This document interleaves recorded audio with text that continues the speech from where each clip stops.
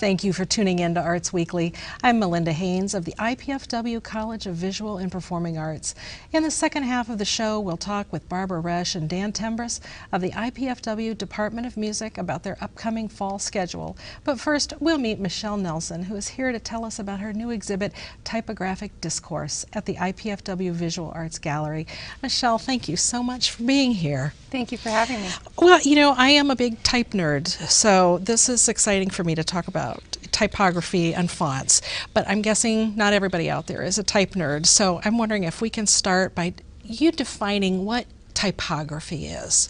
Well, I mean, we're walking around and interacting with it every day, every time we pass a sign, every time we pass a poster, and typography can mean several different things. Typography can just simply be formal grid and structure with information that we're trying to convey as designers. It could be more expressive, or it could be font design, and that's what I've done is an exhibit on font design. So the typography, the font design part that you've created this new font, that's the new font is going to be a part of this exhibit.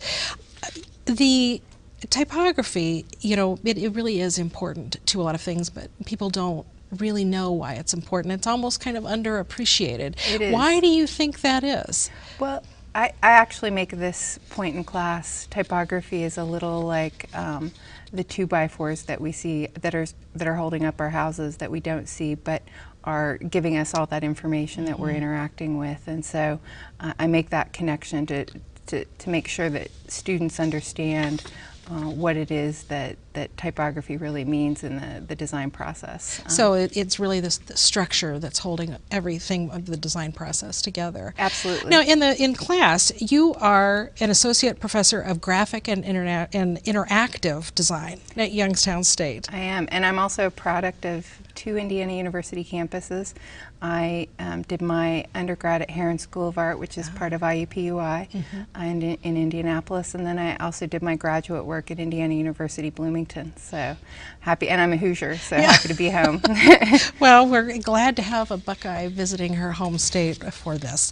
The typography, though, isn't something that you normally see in a gallery, like we're about to see in your exhibit. Why isn't it? I mean, it's such a basic foundation. Well, when you think about it, the entire world is typography's gallery. As I said, we're walking past it every day. We're interacting with it. We're reading it. We're absorbing it wherever we go. It's on TV. It's on posters. It's on billboards.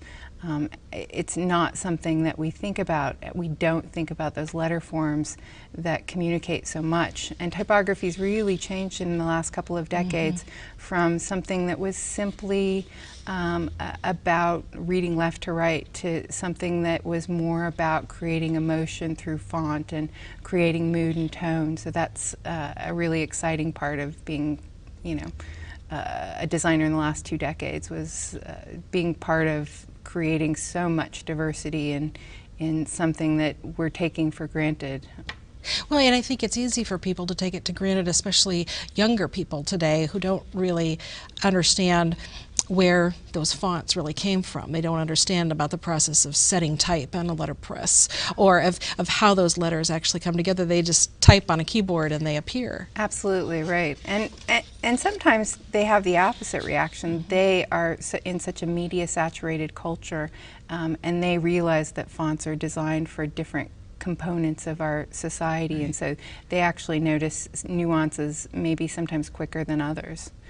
The exhibit that you have that's opening shortly, Typographic Discourse, tell me about the display. What is going to be involved? I know your font is going to be there, but what else are we going to see? So there's a font that I've created, Modern Poise, that's the main event, really. I've designed that font specifically to be showcased in the exhibit, and it's part of my sabbatical.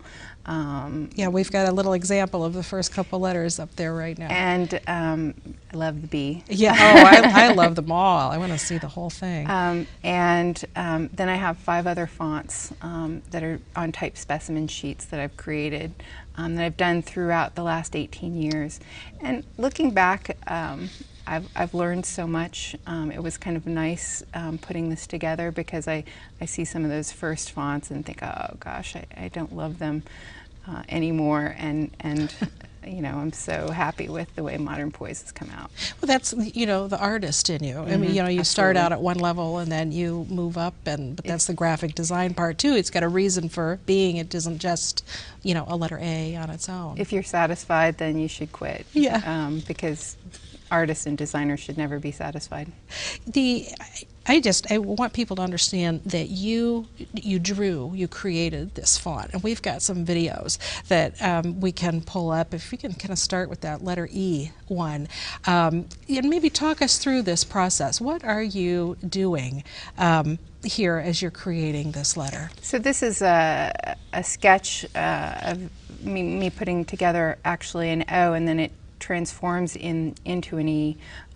Letter forms have to relate. They have to have strong connections. And this has been sped up. I actually don't draw this quickly, but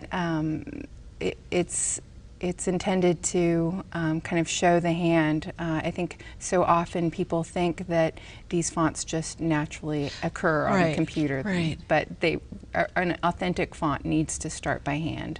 I think if it's not done by your hand off the computer, and you're starting with an already existing font, you're building on someone else's creativity. Right. You're not starting over. Absolutely. So is there a letter of the alphabet that you tend to start with when you design a font? There is actually O. Oh, okay. Because there are so many letter forms.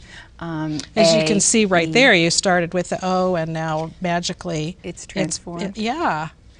The O is a basic form that we can find in an A and a B, the lower part of a B and a D, and obviously the E's been transformed, and C.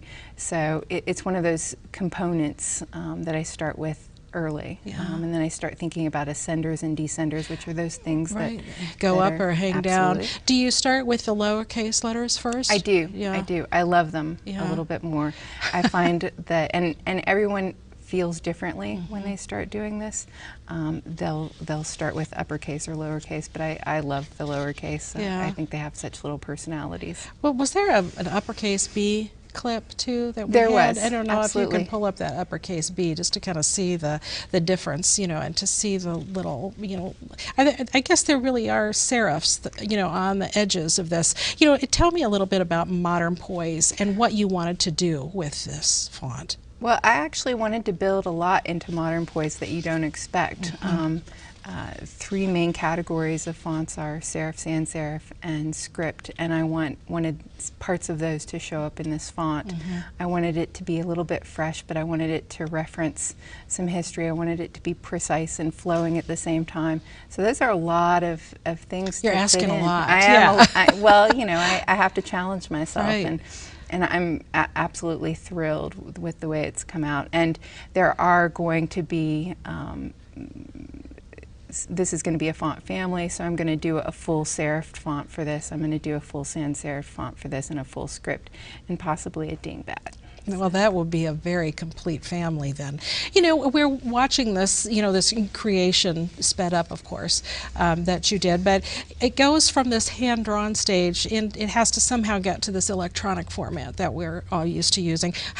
What happens from this stage, you know, where we see you drawing this? How does it end up something we type on our keyboard and it shows up in our design? Well, after I've hand-drawn every character in the entire family, I'll scan those in and I'll illustrate those again digitally in Adobe Illustrator, which is actually a significant, probably half my time is hand sketching and then half my time is in Illustrator, and each letter form has to be, you know, reevaluated for thins and thicks to make sure that all of those subtle characteristics that make it look like a font that relates from letter to letter are handled.